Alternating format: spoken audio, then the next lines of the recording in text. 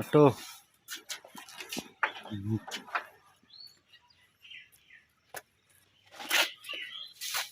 দেখুন কত সুন্দর পরিবেশ।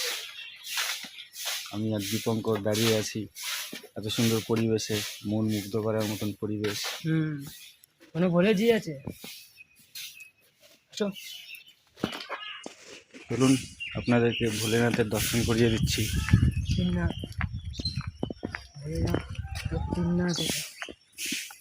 ও আচ্ছা, তিননাথ বাবার মন্দির।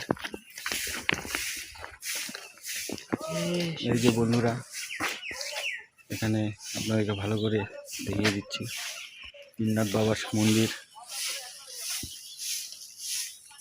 ভেতরে ঠাকুর ভগবানকে দেখা যাচ্ছে না ঠিক মতন। এই সেই তিননাথ বাবার প্রতিমা ভেতরে স্থাপন করা। উপরে পঞ্চনাগের মূর্তি দেখতে পাচ্ছেন আপনারা। আর বন্ধুরা, আপনাদেরকে দেখাতে চলেছি, দেখুন এখন সিন্দুর গাছ।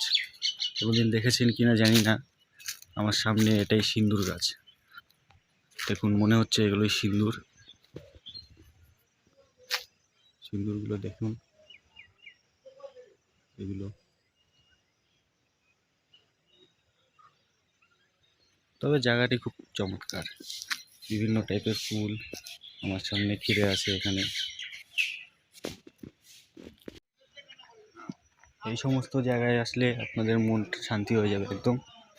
আমার যখন মাঝে সাঝে মন অশান্তি থাকে তখন আমি চলে আসি এইসব সমস্ত জায়গাতে। দেখুন কি বিশাল বট গাছ আমার পেছনে। পরিবেশ অত্যন্ত সুন্দর।